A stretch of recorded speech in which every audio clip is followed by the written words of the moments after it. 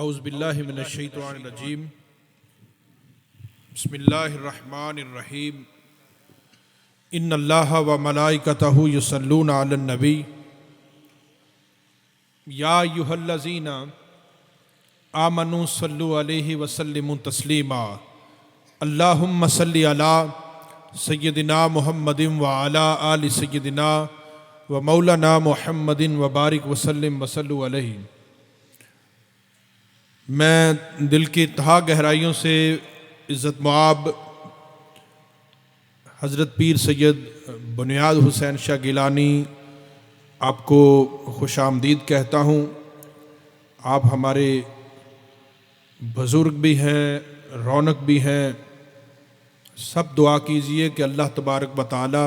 آپ کو کامل صحت یابی عطا فرمائے اور آپ کا سایہ شفقت و محبت ہم سب پر ہمیشہ سلامت رکھے۔ پہلی بار حضرت پیر محمد سچیار پاک رحمۃ اللہ علیہ کے جو ابھی مسند سچیار پاک کے وارث بنے ہیں، میری مراد حضرت صاحبزادہ محمد سلطان میراں آپ سجادہ نشین ہیں درگاہ عالیہ حضرت پیر محمد سچیار پاک علیہ رحمہ، وہ تشریف لائے۔ ان کے ساتھ صاحبزادہ سلطان شاہد ربانی زیب سجادہ درگاہ نوشہرہ شریف آپ تشریف لائے۔ ان کے ساتھ اولاد سچیار پاک سے صاحبزادگان رحمت بن کر تشریف لائے، ان کو بھی خوش آمدید۔ ان کے خلفاء، خادمین، مریدین، ان کے جو بھی رفقا ساتھ آئے ہیں، میں سب کو خوش آمدید کہتا ہوں۔ آپ تمام احباب دلوں میں محبت لیے، پیار لیے، تشریف لائے۔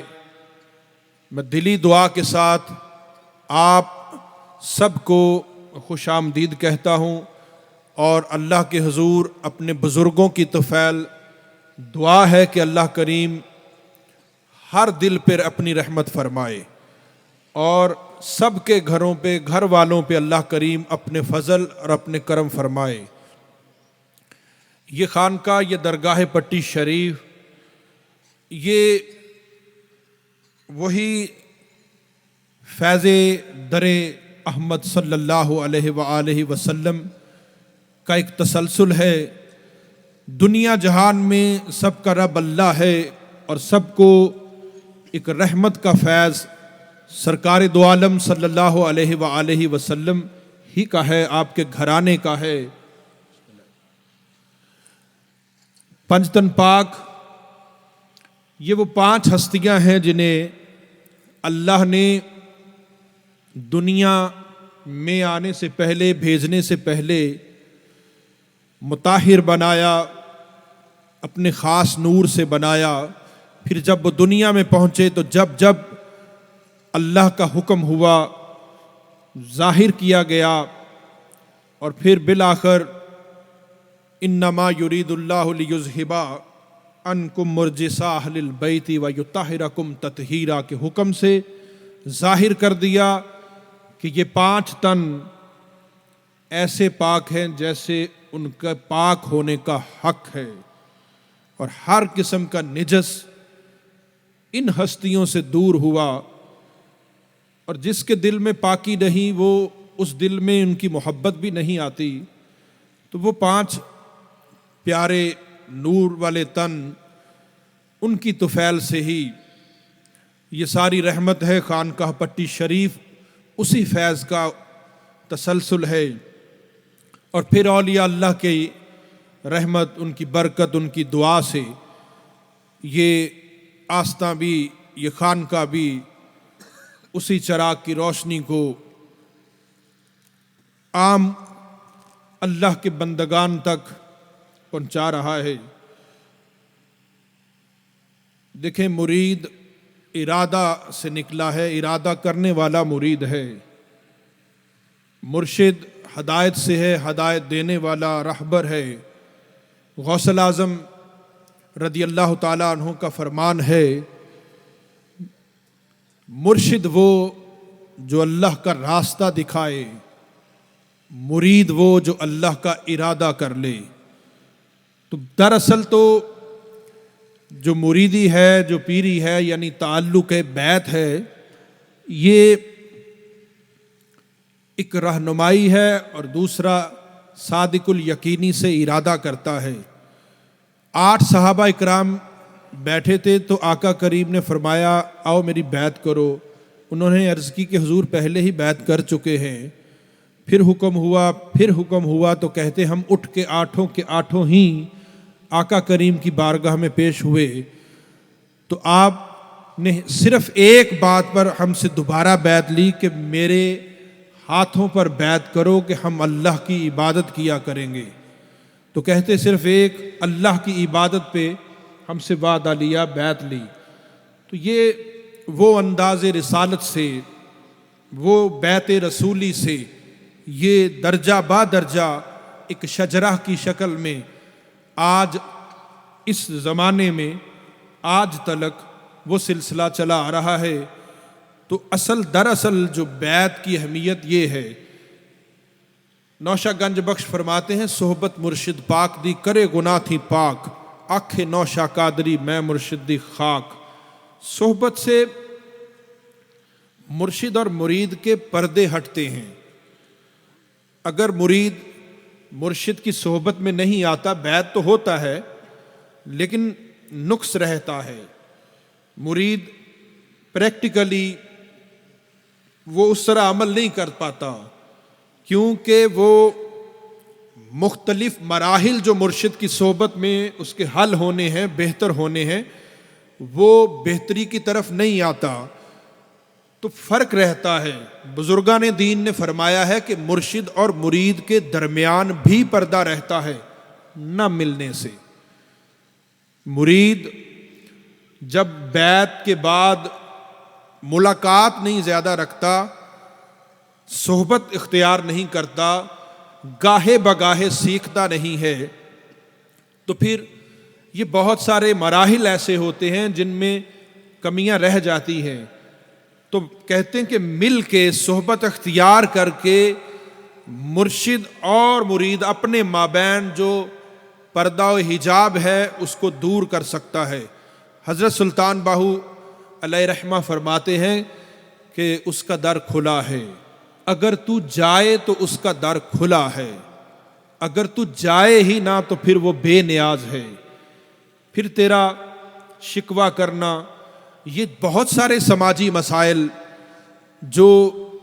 بہت ساری شکلوں صورتوں میں، کبھی مذہبی اختلاف فرقہ واریت کی شکل میں، کبھی سماجی سیاسی کئی چیزوں کا اختلاف بنتا ہے، دراصل رہن سہن کا اختلاف ہے۔ طریقت میں آنے سے انسان طریقہ زندگی بہتر کرتا ہے۔ مرشد ذکر کی اہمیت، ذکر کی شان، ذکر کا طریقہ اس میں مرید کو ڈیولپ کرتا ہے۔ عبادت کا طریقہ، عبادت کا انداز خشوع و خضوع میں ڈیولپ کرتا ہے۔ رہن سہن میں حضور نوشہ گنج بخش نے تو یہاں تک فرمایا ہے کہ صرف روحانی ہی تربیت نہیں، مرشد اس کے سماجی پہلوؤں کو بھی اجاگر کرتا ہے، ان کو بہتر کرتا ہے کہ رہنا کیسے ہے، بولنا کیسے ہے، تعلق کیسا بنانا ہے۔ وہ ایک بات ہے نا کہ جتھے پیر اتھے خیر، یہ ہم فقط اس کو ابھی دعا تک رکھا ہے ہم نے، کہ شاید دعا دی جاتی ہے کہ جاؤ جدھر جتھے پیر اتھے خیر۔ یہ اس سوچ کو اپنے اندر بھی ڈھالنا ہے کہ میں جدھر جدھر قدم رکھوں گا میں خیر کا قدم رکھوں گا، کیونکہ خانقاہ سے جو تعلق استوار ہوتا ہے وہ سارے کا سارا خیر پہ مبنی ہے۔ مریدی درویشی ہی ہوتی ہے، جب مرید ڈیولپ ہوتا ہے، قریب سے قرب تک جاتا ہے، تو پھر وہ درویشی کی شکل ہی اختیار کرتا ہے، پھر وہ خیر ہی خیر ہو جاتا ہے۔ دیکھیں جب ایک خیر پر چلتے ہیں تو خیر پر چلتے چلتے جب ایک وقت گزرتا ہے، زمانہ بیتتا ہے، تو پھر کتنی خیر اس کے حصے میں آتی ہے۔ درویشی کل خیر پیارے، درویشی کل خیر، نہ درویشاں بغض بخیلی، نہ درویشاں ویر، درویشی کل خیر پیارے، درویشی کل خیر۔ حضرت امام جعفر صادق علیہ السلام سے کسی نے پوچھا کہ یہ زندگی موت کیا ہے؟ دیکھیں سپر مین آف اسلام ہیں آپ خانوادہ اہل بیت سے تو ہیں، تاجدار انبیاء سرور دو عالم صلی اللہ علیہ وآلہ وسلم کے گھرانے سے تو ہیں، مگر آپ میتھڈ آف ٹیچنگ میں، علم میں، تربیت میں اتنے شاندار ان کا کریکٹر کردار ہے کہ علم حیران ہوا ہے ان کے انداز تعلمی سے، کہ وہ اس طرح کے معلم تھے، اس طرح کی تعلیم دیتے تھے کہ ہر بندے تک ان کی بات سمجھ آتی تھی۔ علم کو جدید طریقے میں ڈھالنے میں حضرت امام جعفر صادق علیہ السلام کا کردار ہے۔ آپ سے کسی نے پوچھا کہ زندگی موت کیا ہے؟ آپ کہتے اے انسان جو ہوتا ہے وہ پہلے ایک پیٹ کے اندر چھوٹے سے جہان میں جی رہا ہوتا ہے، اس کا وہی جہان ہوتا ہے، وہ تاریک سا جہان ہوتا ہے، زندگی اس کی ادھر شروع ہوتی ہے، پھر ایک اللہ کے امر سے وقت تعین کے ساتھ وہ اس جہان کے بعد اس جہان میں جب آتا ہے تو روتا ہے، کیونکہ اس سے اس کا اپنا پہلا جہان چھن جاتا ہے۔ جب وہ اس جہان میں آتا ہے تو ادھر دل لگ جاتا ہے، جب اسے یہ خیال آتا ہے کہ اب تو نے اس جہان سے اسی کے حکم سے جدھر تو پہلے جہان میں آیا تھا، اب تو اس جہان میں رہا ہے، لیکن اب پھر امر الہی سے تو اگلے جہان میں جائے گا، تو پھر وہ گھبراتا ہے، روتا ہے۔ یہ قدرتی امر جو ہے، اس امر الہی پہ چونکہ اس نے خود کو تیار پریپیئر نہیں کیا ہوتا، تو جب وہ پریپیئر نہیں ہوا ہوتا، تیار نہیں ہوا ہوتا، تو پھر وہ گھبراتا ہے۔ جیسے کسی بھی کاریگر بندہ جو کاریگر ہے تو وہ کسی اجنبی انجان بندے کو اس کاریگری کا کام دیتا ہے تو وہ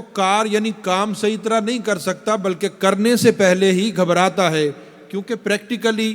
وہ اس میں نہیں ڈھلا ہوتا۔ تو اس لحاظ سے جس کی تیاری نہیں اس جہان میں جانے کی،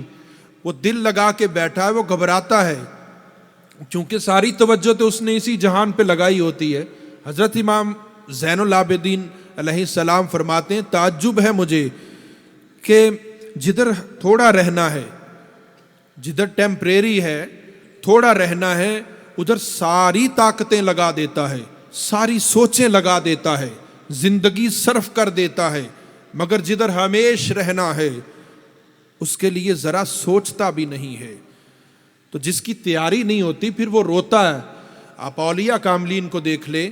وہ اپنے تخیل میں، اپنے خیال میں، اپنے مزاج میں، اپنے فکر و سکر میں وہ ان چیزوں کو ڈھال لیتا ہے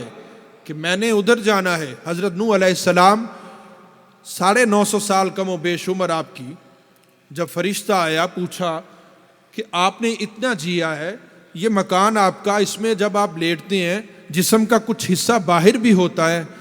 یا نوح علیہ السلام کچھ بنایا کیوں نہیں؟ کہتے بھئی تیرے انتظار میں بنایا ہی کچھ نہیں۔ کہتے کہ ابھی تو عرض کی فرشتے نے، ابھی تو وہ زمانہ آنا ہے کہ جب نصف صدی سے بھی کم عمریں یا نصف صدی عمر اوسط ہوگی، تو یا نوح علیہ السلام وہ جائیدادیں بنائیں گے، ورثے بنائیں گے، اندوختے رکھیں گے، اور بہت سارے جو معاملات ہیں وہ اپنے خزانوں میں سوچ کو بھر لیں گے کہ سوچ ان کی ساری انہی جائیدادوں کو سنبھالنے، ورثے بنانے، روپے پیسہ اکٹھا کرنے میں گزر جائے گی۔ تو آپ اپنے ایکسپیرینس آف لائف سے، آپ حضرت نوح علیہ السلام نے جتنی زندگی گزاری اس کے ایکسپیرینس سے آپ کہتے کہ اگر وہ قلیل مدت کا زمانہ مجھے مل جائے، کیونکہ انہوں نے تو اتنی زندگی گزار لی، اب وہ بتانا چاہتے ہیں کہ میں نے اتنا 950 سال کے قریب جی کر جو جانا ہے، جو دیکھا ہے، اس کے مطابق آپ فرماتے کہ اگر وہ تھوڑا زمانہ، یاد رکھیں یہ اوسطاً، یہ اشارتاً لگتا ہمارا ہی زمانہ ہے کہ آج 50-60 سال اوسط ہے،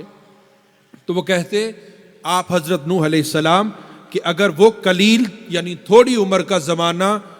مجھے مل جائے تو میں ساری زندگی اللہ کے حضور سجدے میں گزار دوں، کیونکہ اہمیت زندگی سمجھ لیا، ایکسپیرینس کیا نا آپ نے۔ تو یہ جتنے بھی لوگ جنہوں نے یہ سمجھ لیا تھا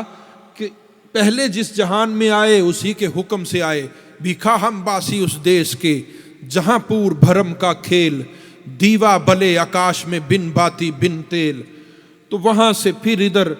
اس جہان میں، چھوٹے سے جہان میں اس مالک نے ہمیں زندگی دی، پھر اس کے امر سے ہم اس جہاں میں آئے، اس جہاں کے نظارے کیے۔ تو حضرت امام جعفر الصادق علیہ السلام فرماتے پھر جب اس جہان کی طرف جانا تو روتا ہے، لیکن جب اس کے امر سے، چاہے روئے چاہے ہنسے، جب اس کے امر سے اس جہان میں جائے گا تو پھر اس کا دل اس جہان میں بھی لگ جائے گا، جیسا کہ اس جہان میں رہنے والے کا دل اس جہان میں لگا۔ تو یہ جتنے اولیاء کاملین ہیں جنہوں نے یہ زندگی سمجھ لی کہ جی کہ ابھی مر کے پھر خدا کی طرف جانا ہے، تو اشارہ بھی ہے حضور کا، آپ تاجدار دو عالم صلی اللہ علیہ وآلہ وسلم ایک تربت کے پاس کھڑے اپنے صحابہ اکرام کو فرماتے کہ اس دن کے لیے سامان تیار رکھو، خود کو یہاں اجنبی سمجھو، جدھر رہنا ہی نہیں ہے تو اجنبی ہوتا ہے بندہ، خود کو جہاں اجنبی سمجھو اور اپنا شمار یہاں سے گئے ہوئے لوگوں کے قبرستان میں سمجھو۔ یہ اشارہ تھا تاکہ آپ اپنا جینا سیکھو۔ پھر دیکھیں ترنگ آتی، ہر بندے کے پاس 24 گھنٹے ہیں، کتنا وقت ہوتا ہے اللہ کی تسبیح حمد بیان کرنے کا۔ تو ہم یہ دعوت فکر ہے کہ صاحب ذکر بنیں، کیونکہ غوث الاعظم کا فرمان ہے میرا مرید وہ ہے جو ذکر کرے، ذکر کرنے والا میں اس کو جانتا ہوں جس کا دل ذکر کرے۔ تو آپ نوشہ پاک فرماتے ہیں ایک ذکر بھی ہے، یاد رکھیے گا، آپ فرماتے یہ اس کو ہمیش کریں، اللہ السمیع، اللہ البصیر، اللہ العلیم۔ جب بھی اللہ کا نام پکاریں، حضور نوشہ گنج بخش علیہ رحمہ فرماتے ہیں کہ اللہ کے نام کو ادا کرتے ہوئے ہمیش اپنے دل پہ ضرب لگائیں، اللہ اللہ السمیع، اے سننے والے، سب کی سننے والے، سماعت رکھتے ہیں، اللہ تو سب سنتا ہے، اللہ السمیع، اللہ البصیر، تو بصارت رکھتا ہے، تو سب دیکھتا ہے، کچھ بھی تجھ سے چھپا ہوا نہیں ہے، اللہ البصیر۔ پھر آپ فرماتے ہیں اللہ العلیم، کہ اللہ علم والا ہے، اللہ سننے والا ہے، دیکھنے والا ہے، اور اللہ علم یعنی جاننے والا ہے۔ تو یہ آپ فرماتے ہیں کہ جب مرید میرا یہ ذکر ہمیش کرے تو اس کے اور عالم برزخ کے درمیان جو پردہ حائل ہے، عالم ارواح ہے، جو پردہ حائل ہے وہ ہٹ جاتا ہے، مرید ذکر کی طفیل سے اپنے رب کے حضور قریب ہوتا ہے، حضور قلب کو پیش کرتا ہے۔ تو سیکھیں، اپنی درگاہ جدھر جدھر منسوب ہیں صحبت لیں، اپنے اپنے مرشد کا احترام کریں، ٹیچر بھی ہوتا ہے، شفیق بھی ہوتا ہے، رہبر بھی ہوتا ہے، کئی تعلق ہوتے ہیں۔ تو یہ سب کچھ اللہ کی ذات کے لیے، اس بارگاہ کے لیے ہے، جو بھی اہتمام ہے یہ سب اللہ کی بارگاہ کے لیے، یہ محفل بھی اللہ ہی کی ہے، کیونکہ بندگان خدا موجود ہیں، تو کوئی سن رہا ہے، کوئی بول رہا ہے، کلمات حسنہ صرف اللہ ہی کی ہیں، اسی سے ریلیٹڈ ہیں، عبادت ہے اللہ کی، عبادت ہے، انسانیت سے محبت ہے، یہ بھائی چارہ ہے، حق ہے، سچ ہے، تقویٰ ہے۔ حضرت بشر الحافی بڑے بزرگ ہوئے رضی اللہ تعالیٰ عنہ، شراب کا کارخانہ، شراب کی عالم میں ننگے پاؤں گزر رہے راستے میں اللہ کا نام نامی اس میں پاک دیکھا، اٹھایا، کچھ پیسے تھے، عرق گلاب خریدا، دھویا، کبھی آنکھوں سے لگائیں کبھی دھوئیں، چومیں، اتنی عزت و احترام کے ساتھ اللہ کی نام نامی کو عزت و احترام پیش کیا کہ رات کو بشارت ہوئی کہ اے بشر الحافی، تو نے اللہ کے نام کو عزت دی، اللہ نے تیرے نام کو عزت دے دی، جو تیرا نام جپے گا اللہ تعالیٰ جو نام لے گا تیرا اس کو بھی اللہ نے عزت دی۔ اٹھے، توبہ طائب ہوئے، اللہ کے حضور اپنے آپ کو پیش کر دیا، اور اس مجذوبیت میں، اس کیفیت میں ہمیشہ اللہ کے ہاں اپنے آپ کو غلام کے طور پہ حاضر رکھا۔ ساری عمر جوتا نہیں پہنا، ننگے پاؤں رہے، کہا کہ جب میری تقدیر بدلی تھی تو میں نے جوتا نہیں پہنا تھا، میں اسی طرح آقا کریم کے حضور پیش ہونا چاہتا ہوں۔ تو یوں تقوی کا معیار تھا کہ کسی مشتبہ چیز پہ جس پہ شک ہوتا نا کہ پتہ نہیں یہ چیز حلال ہے یا حرام ہے، ایسی مشتبہ چیز کو پکڑنے کے لیے بھی اگر ہاتھ بڑھاتے تو روم میں خون کے ایک قطرہ قطرہ میں اللہ کا تقوی یوں سمایا کہ مشتبہ چیز کو بھی اٹھانے کے لیے ہاتھ آگے کرتے تو آپ کے بازو اور ہاتھ پکڑنے سے پہلے ہی موو ہو جاتے، مڑ جاتے کہ نہیں یہ چیز پکڑنے کے قابل نہیں ہے۔ تو تقوی، بھروسہ، توکل، یہ سب چیزیں اللہ کے نیک بندگان کی نشانیاں ہیں۔ تو صحبت مرشد یہی ہے کہ جہاں تک ہو سکتا ہے پورا زور لگا کے اپنی ذات کو ایک نیک طریقت پہ لے کے اپنی طریقت کا حق ادا کریں۔ دعا ہے کہ اللہ تبارک و تعالی ہم سب پر ہمارے بزرگوں کی دعا سے، ان کی موجودگی کی برکت سے ہم سب پر اپنا رحم اور کرم اور فضل فرمائے۔ جن جن کے آباء و اجداد دنیا سے چلیں گے اللہ تعالیٰ سب کی کامل بخشش فرمائے۔ وما علینا الا البلاغ المبین۔